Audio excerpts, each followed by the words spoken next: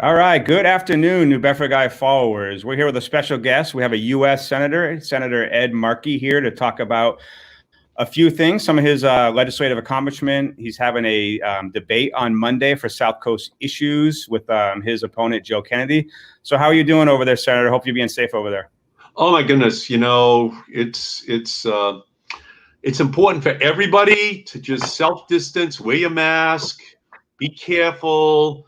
We're driving the curve down, but we're nowhere near the end of this. So the better we all are to each other is the better the whole state's going to be in the long run. But yeah, it's quite a time, and I think we've all kind of learned how to use Facebook and Zoom and Skype so much better than we ever did 3 months ago.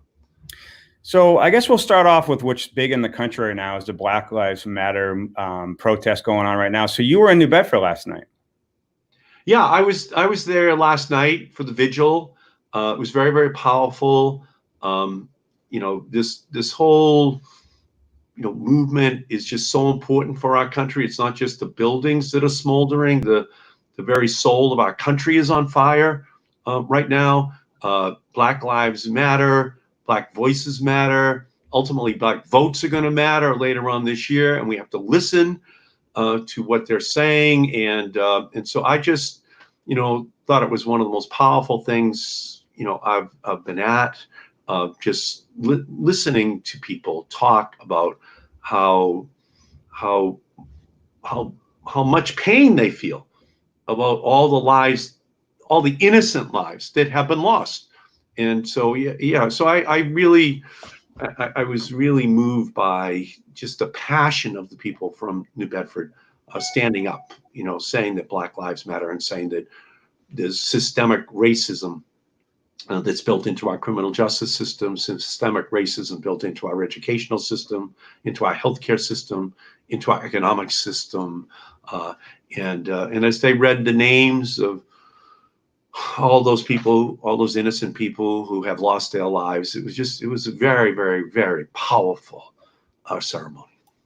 Yeah, right before that, we were at St. Luke's. They had all the healthcare workers came out and did a 9 minutes of silence and took a knee. So it's great to see all the people out.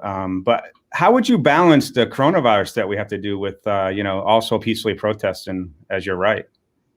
Well, exactly right. And I had on my mask, and I would say almost everyone was wearing a mask.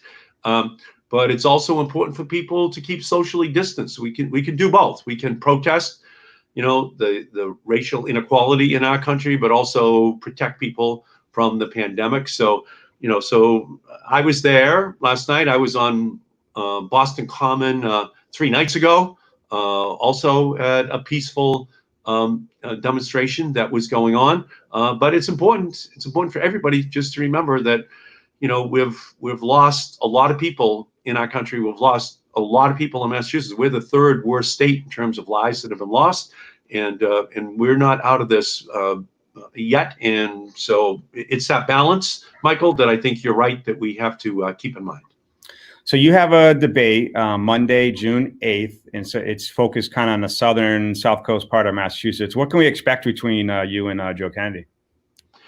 Well, again, I'm going to be running on, who I am and what I've led on and how I've delivered.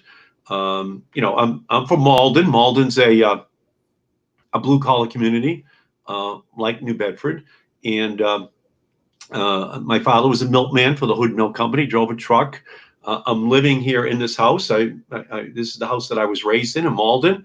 I'm in the dining room right now talking to you. So the values which I learned growing up in Malden at the kitchen table are the values that I bring into the fight in Washington, D.C. every single day.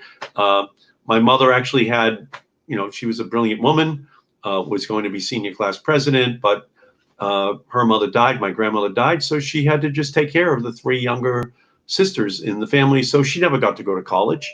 So I know how fortunate I am. And when my mother got Alzheimer's, my father kept her right here in the living room, and I was, with him to do that because my father said it was an honor that my mother had married him and that he wanted to, take care of her. And he made it, age 80, 82, 84, 86, 88, 90, just phenomenal. And I was here helping him, but, they're heroes. They were completely dedicated. And I know that's who the people of Fall River are as well. They're good, hardworking, dedicated family people. And so my job has been through this pandemic is to fight for them. So in the first package of relief, I fought hard for $300 million along with Bill Keating, and we were successful in getting the $300 million for fishermen for disaster relief. So far, 28 million of that has been designated for the fishermen in the fishing industry of Massachusetts. So I'm very proud of that. That was a big victory that I was able to secure to take care of the people of New Bedford, to take care of the people from Gloucester, and that money's in there, and that money's going to be delivered up to Massachusetts. We also fought successfully, again, by the way, for $20 million to be spent by the United States Department of Agriculture to purchase Atlantic fish, to purchase haddock, pollock, to purchase other fish that are from our ports. That's the first time, by the way, since the 1980s that the U.S. Department of Agriculture has actually purchased fish as part of their program. So we're very proud of that.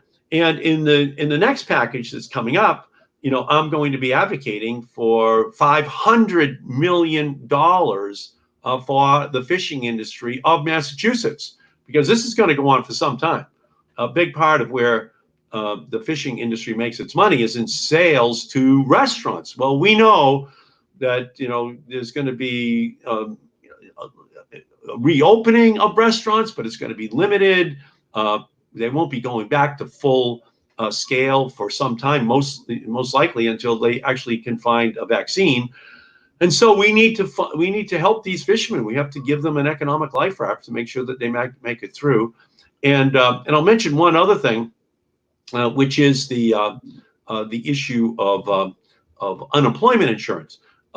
Actually, many fishermen are just independent contractors, so they would not have qualified for unemployment insurance. So what I was able to do was to lead the effort to have gig workers, independent contractors covered. We have 255,000 people in that category who would have no unemployment insurance. So I was successful in leading the effort to make sure they would be covered. So they have unemployment insurance all the way out until July 31st. And what we need to do is to extend it out to the end of this year, but really extend it out until we reach the end of the economic impact which the coronavirus is having upon our economy. Well, let me ask, because New Bedford's one of the highest percentage of artists in the country. Is that your artwork behind you? I wish it was. I wish it was. It's, you know what, the artwork that we have are those that selected by, at least in my case, by my wife. So she loves flowers, and I actually don't know where she got it from. So I kind of, a lot of reading I've done up on you and Kennedy, you guys agree on a lot. So if I can ask, what separates you and Kennedy on some of the bigger points out there? Well, I have led and delivered. So, for example, on the Green New Deal, I introduced that legislation with Alexandria Ocasio-Cortez a little more than a year ago, and that has transformed the entire debate in our country and really around the world on the climate crisis. Young people have rallied to it.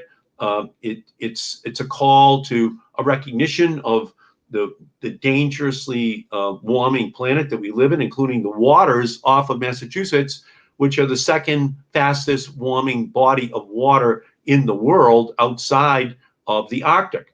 And so from my perspective, this is a problem, and it's going to have a dramatic impact on us, not only, fishermen, but every aspect of our society. So I know that we can create 5 million more jobs in the clean energy sector in order to solve this problem. So that's leadership, and that's changed the whole dynamic of how we deal with these issues. On gun safety, for example, I was able to secure $25 million just in December. So for the first time, the Centers for Disease Control will study the causes of gun violence in our society. They've never been able to do that before, but I was able to beat the NRA just then.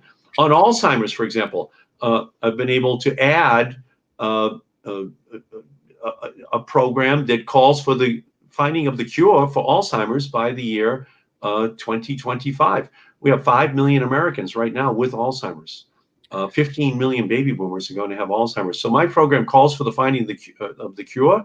And just in 2019 for the 2020 fiscal year, 2.8 billion additional dollars are going to be spent on research. So ultimately, it's going to wind up being a huge 20 to 30 billion dollar research program to find the cure for Alzheimer's. So it's that and many other issues on which I have been leading and delivering for the people of Massachusetts and for the country. And I would say in New Bedford, I was able to secure $15 million for New Bedford in order to have the mayor have a capacity to build the staging area for the wind industry, and at the same time have 60 more docking areas for the fishing industry to be constructed as well. And I got that money just last year for the city of New Bedford, which helps both of these industries of the future for New Bedford, fishing and wind at the same time. So I'm very proud of that, on top of delivering for the fishermen, the 20 million to purchase the haddock, the 28 million for economic relief for the fishermen, and the unemployment insurance that benefit that will go to independent fishing contractors. I delivered for the people of New Bedford. So that's who I am. That's what I have done throughout my career. All right. So as a journalist, I've been digging. I found something that separates both of you, which is you have an IMDb page. Okay. So you were in a movie called Gods and Generals, and I found your IMDb page, and I also found this movie. Tell me about the movie, because you did a cameo role in it, I believe, right? Yeah. On my father's side, my great grandfather got off the boat from Ireland, and then he came to the United States like 1858. By 1861, he was in the Union Army, coming down from Dover, New Hampshire, to fight in the Civil War for about 3 years. And so they were making this movie, Gods and Generals, and they asked me, if I would want to be where my grandfather was. And so they gave me an opportunity to be there, non-speaking role, but nonetheless, it was very powerful to be able to experience. That's not me, by the way. That's running in that movie right there. But you played an Irish general, right? Experience. You played an Irish general, but I couldn't find any video of you. No, I don't think I was an Irish general. I think they promoted me up to captain, maybe. Okay. But it was something that it was powerful. It was powerful to see where your great grandfather would be. So he actually, an incredible, he kind of leaves Ireland as they're just finishing up with the Irish famine. He comes to the United States, and he's in the American Civil War, and then he goes back up to Dover, New Hampshire, and he's part of this industrial revolution that is going to change all of civilization as well. So it's quite a life for somebody I never knew, but it was an honor to be asked just to be very briefly in that movie, because it gave me a reason to really do some reflection about the sacrifices which the people who come before you make in order to make it possible, to have the success which you have. And I know how indebted I am to those great people.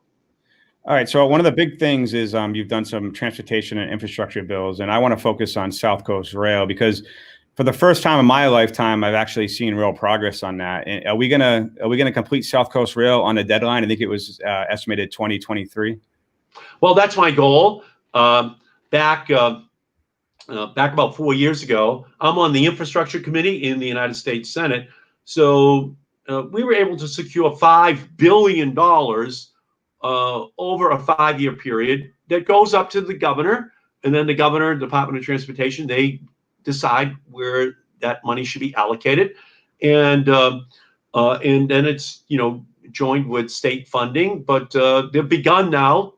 South Coast Rail, I think $159 million has been allocated, but we're going to need a lot more money. So that's why I have introduced the brain train legislation, and my brain train legislation calls for $5 billion a year, which would be spent on passenger rail. We know that New Bedford and Fall River are the only two cities within a 50-mile radius of Boston that are not connected by passenger rail. So my brain train legislation would guarantee that the revenues were there, so that the South Coast Rail would be completed, that the funding would be there. A vision without funding is an hallucination. You have to have the funding. So I've introduced that legislation, and I'm going to, as a member of the Infrastructure Committee, when we move to a big infrastructure bill, which we will, Donald Trump should move to it because it will be necessary in order to put millions of people back to work. But if he doesn't, we'll be doing it next year with President Joe Biden. We will be ensuring that the funding is there in a big infrastructure bill. And my brain train bill is the item that I am going to be pushing the hardest, because we have to make sure not just the South Coast, but East-West Rail, making sure Pittsfield and Springfield are also connected, but to make sure that South Coast Rail once and for all is completed, and we have this interconnected economy which will benefit everyone. Okay, I'll ask one last question. I'll give you a chance to give your final minute after that. But the fishing industry obviously is a huge part of New Bedford, and we've had some corruption on the waterfront, and it's caused some regulations to kind of come in, like have NOAA on each fishing boat. Do you think that we've over-regulated the fishing industry in New Bedford? Is there a way to kind of make it a little more reasonable in the federal government over control with the fishing industry? Well, obviously, we need to have a balance, and as you said, there was some corruption, but and I work with the fishing industry and with NOAA to try to create the right balance, and that's always a tricky thing to do, but it's something that has to be done so that the industry isn't over-regulated, but yet there is enough monitoring to make sure that everything is done honestly. Okay, I'll give you the last minute. Well, thank you, and thank you, Michael, for inviting me on. I'm honored to be with you. I have fought for New Bedford since the day I was given the privilege of serving in the United States Senate.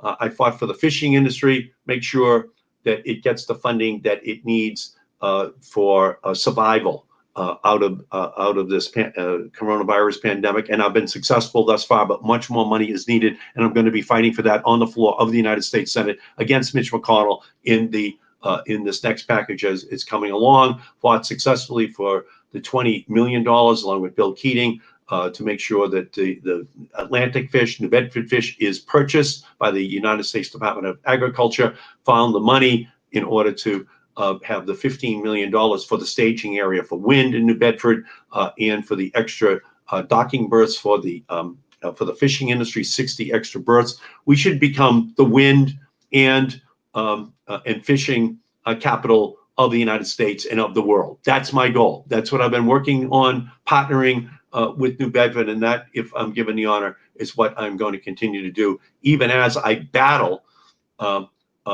Donald Trump to make sure he responds to this pandemic and puts the resources in the personal protective equipment, the testing, the contact tracing, which is necessary, and battle this racism that Donald Trump has created inside of our society. In my opinion, he's a racist, and he is absolutely making it possible for people to think that you can make America great again by making America hate again. You cannot do that. And so I battle Donald Trump every single day so that we make it clear to everyone that Black lives matter, and that we will fight to make sure that we have economic, healthcare, educational, and criminal justice in our country done in a way which is racially blind. That's the only country that we want to live in, and that's what I fight for every single day. So thank you, Michael, so much for the honor of joining you.